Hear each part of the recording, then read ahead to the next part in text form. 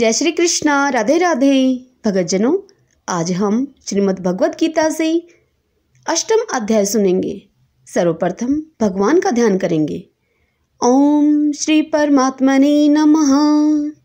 ओम नमो भगवते वासुदेवाय। ओम श्री कृष्णाय नमो नमः। अर्जुन ने कहा कि हे पुरुषोत्तम, वह ब्रह्म क्या है, अध्यात्म क्या है, कर्म क्या है, अधिभूत नाम से क्या कहा गया है और अधिदैव किसको कहते हैं। हे मधुसूदन, यहाँ अधियज्ञ कौन है और वह इस शरीर में कैसे है तथा युक्त चित्त वाले पुरुषों के द्वारा अंत समय में आप किस प्रकार जानने में आते हैं। अर्जुन की यह बात सुनकर श्री भगवान ने कहा, परम अक्षर ब्रह्मा है। अपना स्वरूप अर्थात जीवात्मा अध्यात्म नाम से कहा जाता है तथा भूतों के भाव को उत्पन्न करने वाला जो त्याग है वह कर्म नाम से कहा गया है। उत्पत्ति विनाश धर्म वाले सब पदार्थ अधिभूत हैं। हिरण्मय पुरुष अधिदैव है और हे देहधारियों में श्रेष्ठ अर्जुन, इस शरीर में वासुदेव ही अंतर्यामी रूप से अधियज्ञ है। जो पुरुष अंतकाल में भी मुझको ही स्मरण करता हुआ शरीर को त्याग कर जाता है वह मेरे साक्षात स्वरूप को प्राप्त होता है। इसमें कुछ भी संशय नहीं है।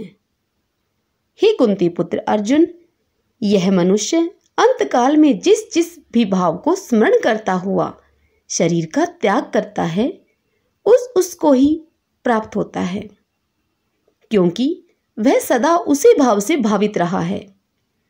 इसलिए हे अर्जुन, तू सब समय में निरंतर मेरा स्मरण कर और युद्ध भी कर। इस प्रकार मुझ में अर्पण किए हुए मन बुद्धि से युक्त होकर तू निसंदेह मुझको ही प्राप्त होगा। हे पार्थ, यह नियम है कि परमेश्वर के ध्यान के अभ्यास रूप योग से युक्त दूसरी ओर न जाने वाले चित्त से निरंतर चिंतन करता हुआ मनुष्य परम प्रकाश रूप दिव्य पुरुष को अर्थात परमेश्वर को ही प्राप्त होता है। जो पुरुष सर्वज्ञ, अनादि, सबके नियंता, सूक्ष्म से भी अति सूक्ष्म, सबके धारण पोषण करने वाले अचिंत्य स्वरूप सूर्य के सदृश नित्य चेतन प्रकाश रूप और अविद्या से अति परे शुद्ध सच्चिदानंद घन परमेश्वर का स्मरण करता है। वह भक्ति युक्त पुरुष अंतकाल में भी योग बल से भ्रकुटी के मध्य में प्राण को अच्छी तरह स्थापित करके फिर निश्चल मन से स्मरण करता हुआ उस दिव्य रूप परम पुरुष परमात्मा को ही प्राप्त होता है। वेद के जानने वाले विद्वान जिस सच्चिदानंद घन रूप परम पद को अविनाशी कहते हैं, आसक्ति रहित यतनशील सन्यासी महात्मा जन जिसमें प्रवेश करते हैं और जिस परम पद को चाहने वाले ब्रह्मचारी लोग ब्रह्मचार्य का आचरण करते हैं, उस परम पद को मैं तेरे लिए संक्षेप से कहूँगा। सब इंद्रियों के द्वारों को रोककर तथा मन को हृदय में स्थिर करके फिर उस जीते हुए मन के द्वारा प्राणों को मस्तक में स्थापित करके परमात्म संबंधी योग धारणा में स्थित होकर जो पुरुष ओम इस एक अक्षर रूप ब्रह्मा को उच्चारण करता हुआ और उसके अर्थ स्वरूप मुझ निर्गुण ब्रह्मा का चिंतन करता हुआ शरीर को त्याग कर जाता है, वह पुरुष परम गति को प्राप्त होता है।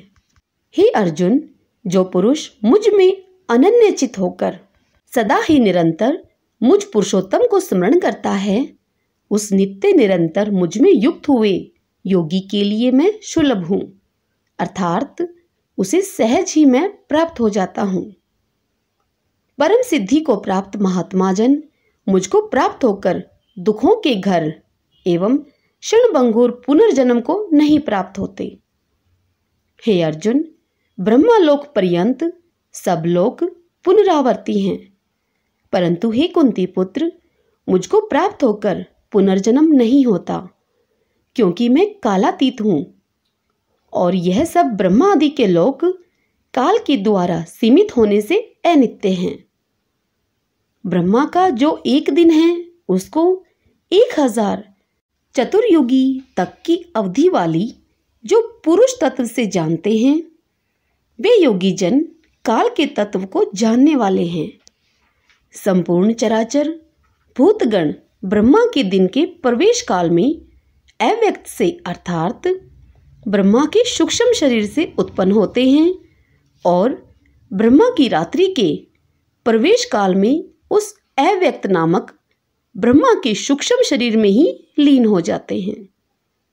हे पार्थ, वही यह भूत समुदाय उत्पन्न होकर प्रकृति के वश में हुआ रात्रि के प्रवेश काल में लीन होता है और दिन के प्रवेश काल में फिर उत्पन्न होता है। उस अव्यक्त से भी अति परे दूसरा अर्थात विलक्षण जो सनातन अव्यक्त भाव है, वह परम दिव्य पुरुष सब भूतों के नष्ट होने पर भी नष्ट नहीं होता। जो अव्यक्त अक्षर इस नाम से कहा गया है, उसे अक्षर नामक अव्यक्त भाव को परम गति कहते हैं तथा जिस सनातन अव्यक्त भाव को प्राप्त होकर मनुष्य वापस नहीं आते, वह मेरा परम धाम है। हे पार्थ, जिस परमात्मा के अंतर्गत सर्वभूत हैं और जिस सच्चिदानंद घन परमात्मा से यह समस्त जगत परिपूर्ण है, वह सनातन अव्यक्त परम पुरुष तो अनन्य भक्ति से ही प्राप्त होने योग्य हैं। हे अर्जुन, जिस काल में शरीर त्याग करके गए हुए योगी जन तो वापस न लौटने वाली गति को और जिस काल में गए हुए वापस लौटने वाली गति को ही प्राप्त होते हैं, मैं तुमसे उस काल को अर्थात उन दोनों मार्गों को कहूंगा। जिस मार्ग में ज्योतिर्मय अग्नि अभिमानी देवता है, दिन का अभिमानी देवता है, शुक्ल पक्ष का अभिमानी देवता है और उत्तरायण के 6 महीनों का अभिमानी देवता है, उस मार्ग में मरकर गए हुए ब्रह्मावेता योगी जन उपयुक्त देवताओं के द्वारा कर्म से ले जाए जाकर ब्रह्मा को प्राप्त होते हैं। जिस मार्ग में धूमाभिमानी देवता है, रात्रि अभिमानी देवता है तथा कृष्ण पक्ष का अभिमानी देवता है और दक्षिणायन के 6 महीनों का अभिमानी देवता है, उस मार्ग में मरकर गया हुआ सकाम करने वाला योगी उपयुक्त देवताओं के द्वारा कर्म से लेकर गया हुआ चंद्रमा की ज्योति को प्राप्त होकर स्वर्ग में अपने शुभ कर्मों का फल भोगकर वापस आता है। क्योंकि जगत के ये 2 प्रकार के शुक्ल और कृष्ण अर्थात देवयान और पितृयान मार्ग सनातन माने गए हैं। इनमें एक के द्वारा गया हुआ जिससे वापस नहीं लौटना पड़ता, उस परम गति को प्राप्त होता है और दूसरे के द्वारा गया हुआ फिर वापस आता है अर्थात जन्म मृत्यु को प्राप्त होता है। हे पार्थ, इस प्रकार इन दोनों मार्गों को तत्व से जानकर कोई भी योगी मोहित नहीं होता। इस कारण हे अर्जुन, तू सब काल में समबुद्धि रूप योग से युक्त हो अर्थात निरंतर मेरी प्राप्ति के लिए साधन करने वाला हो। योगी पुरुष इस रहस्य को तत्व से जानकर वेदों के पढ़ने में तथा यज्ञ तप दान आदि के करने में जो पुण्य फल कहा है, उन सबको निसंदेह उल्लंघन कर जाता है और सनातन परम पद को प्राप्त होता है। हरि ओम तत्सत। इसी के साथ यह श्रीमद् भगवत गीता का 8वां अध्याय यही संपूर्ण होता है। ओम श्री कृष्णाय नमो नमः। ओम नमो भगवते वासुदेवाय।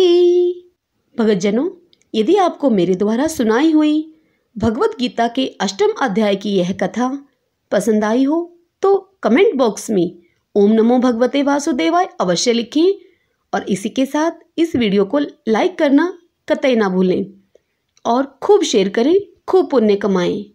जय श्री कृष्णा। राधे राधे।